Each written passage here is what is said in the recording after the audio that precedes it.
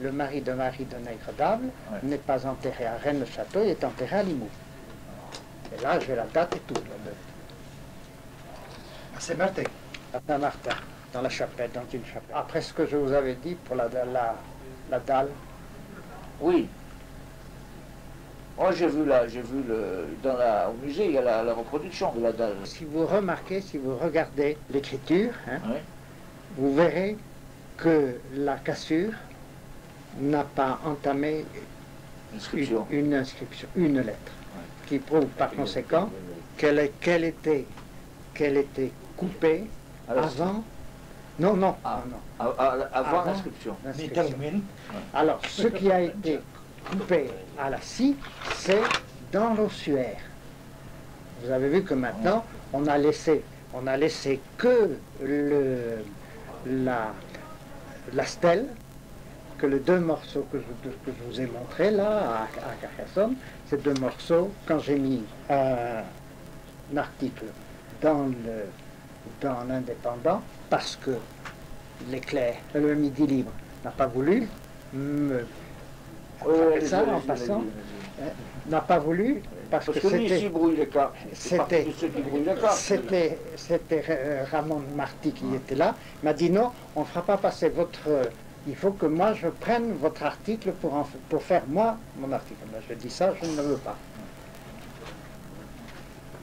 Alors c'est là où j'avais dit que dans l'ossuaire, il y avait une stèle, mais qu'à côté, il y avait deux morceaux triangulaires de pierre et qui avaient été sciés pour faire de cette dalle qui, évidemment, couvrait tout l'ossuaire, comme c'est dit par le Saunière lui-même, qu'il aurait couvert l'ossuaire par une dalle.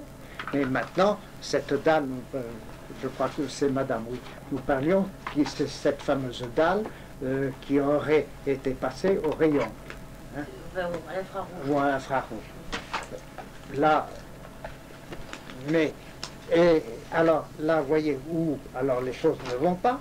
Les uns disent que c'est une dalle, puisqu'ils ont passé, hein, ils vous la présentent toute entière, et les autres vous parlent d'une stèle, et c'est ce qu'il y a maintenant dans l'ossuaire. Et c'est pour ça que, comme conclusion de toutes ces affaires-là, j'ai dit le jour où vous me montrerez une dalle brisée dans son milieu, et ayant 1,60 m sur 0,35 m, alors j'accepterai de discuter pour dire si cette dalle est la dalle de Marie de Nègre-d'Able.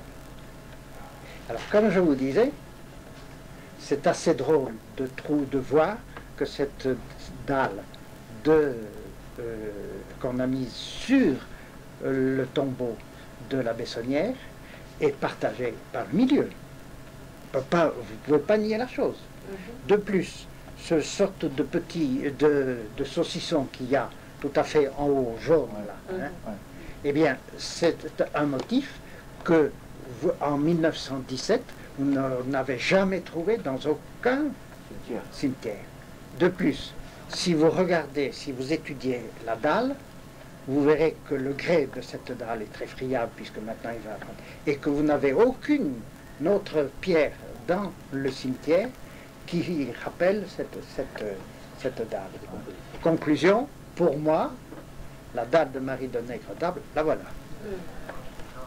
Oui, mais alors... Aurait-elle été grattée, donc on aurait grattée pour pouvoir mettre l'inscription de M. l'abbé. Alors, qui a fait Comment? Elle aurait été polie également. Quel est l'intérêt de ça? Alors, qui a... Oui, mais il y aurait eu juste l'inscription que l'on a relevée, que les gens des études scientifiques ont relevé. Ça, tout à fait d'accord. Oui, donc elle aurait été grattée, puis polie, pour remettre ensuite le texte de la Bessonnière. Oui. Comment se fait-il que cette dalle, mise sur le tombeau de la Bessonnière, soit partagée par la moitié? Ça aurait pu être fait exprès également. Il y a tellement de choses qui se passent. Oh, mais à ce moment-là, au moment où il a été enterré, hein, on ne parlait pas de Rennes-Château. Hein. Et préoccupez Oui, pas mais de... Oui, mais alors- ce qui me gêne, c'est que l'inscription relevée par l'épicière date de 1905 ou 1906. Le 5, oui. 5. Or, Saunière est mort en 1917. Bon, oui. Alors, je ne comprends pas très bien ce transfert sur la dalle qui aurait servi à la marquise, puis ensuite qui sert de dalle pour la Bessonnière. Bon, alors là, il y a aussi une chose qu'il faut dire. Oui. Et moi, je dis ceci. Vous dites que le Tissey, Oui. en 1905, Oui. a vu cette dalle, il a fait faire un article Oui. et il a fait faire un dessin. Oui. Hein, je dis Oui. toujours la chose, Oui. un dessin. Mais un dessin qui ne correspond pas avec le texte qu'il y a à la page précédente dans le rapport. Oui, le rapport parle en effet d'une dalle brisée dans son milieu Oui. avec une écriture Oui. grossièrement gravée grossièrement. Oui. Or, sur ce dessin, Oui. vous avez une stèle. Oui. Hein, et c'est pour ça que je dis à Franck Marie et tout ça, moi j'ai toujours entendu dire que quand on parle de stèle, c'est pour être mise verticalement, Oui. mais que quand on parle d'une dalle, c'est pour être mise horizontalement. Oui. Hein. Oui. Par conséquent, si dans ce compte-rendu, il parle d'une dalle, j'ai jamais vu, moi, une dalle mise verticalement. Oui. Hein. Bon, Oui. alors donc, les gens parlant de cette dalle brisée dans son milieu, trouvez-moi cette dalle, dites-moi où elle est. Soi-disant, on dit qu'elle serait dans une propriété à Carcassonne. Oui, On demande mais- à la voir. Bon, alors là, j'ai dit, c'est M. Descadellas qui a lancé cette affaire. Oui. Je lui ai dit, M. Descadellas, parlons franchement. D'abord, je ne vous demande pas d'aller le voir, puisque vous dites que vous ne pouvez pas. Mais donnez-moi la photographie. Mais, d'avance, je suis bien tranquille. Vous me présenterez une stèle. Il a pas dit non. Comprenez? Oui, oui. Tous ceux qui vous écrivent sur cette... Et alors, c'est à la suite d'un de ces articles, justement, que j'avais mis dans le journal, que vous avez quelqu'un qui a comment s'appelle-t-il là, un machin, qui a ce grand format, qui a mis dans cette revue, enfin dans ce petit livre, ce fascicule qu'il a imprimé, il a mis une stèle plutôt, partagée par le milieu. Alors quelqu'un qui m'en parlait, je disais, mais moi je veux bien, mais c'est une stèle, c'est pas une dalle. Par conséquent, ça prouve que ça a été fabriqué. Parce qu'il n'y a pas eu confusion de termes entre dalle et stèle. Confusion. Est-ce que c'est vraiment important? Est-ce que c'est pas le texte qui est important, finalement, que ce soit dalle ou stèle? C'est pas pareil. C'est pas pareil. Bien sûr, ce n'est Alors, pas mais non, pareil. mais D'accord, alors bien voilà, sûr. voilà. Alors, et puis alors, c'est moi aussi ce que j'ai dit à Franck Marie ensuite. Alors appris, Oui. je lui ai dit, vous parlez d'une stèle, Oui. et vous dites qu'il y avait une autre Oui. au pied. Oui. Pourquoi? Puisque c'est une dalle. Les bons hommes qui ont trouvé cette dalle dans un coin, hein, une dalle, il n'y avait pas besoin d'une stèle. Bien sûr. Vous comprenez? Donc, moi je soutiens, Je pense et que c'est jusqu'à une preuve, dalle. On moi- a dit que c'était une stèle pour pouvoir rajouter un texte après, inventé. Je suis tout à fait d'accord avec vous. alors moi je dis, le jour où vous me direz que ce que j'affirme est faux, alors, et que vous me prouverez, Bien sûr. moi je dis qu'il n'y avait sur la tombe de la marquise, il n'y avait que une pierre, la dalle. La dalle. Et que cette dalle, on dira ce qu'on voudra, hein, mais cette dalle, pour moi, c'est celle que l'on a mise sur le tombeau de l'abbé de Saunière. Qu'on me prouve le contraire. Est-ce qu'on a fait une analyse géologique de cette dalle qui repose sur la Bessonnière? Non. Ça, ce serait intéressant de le faire.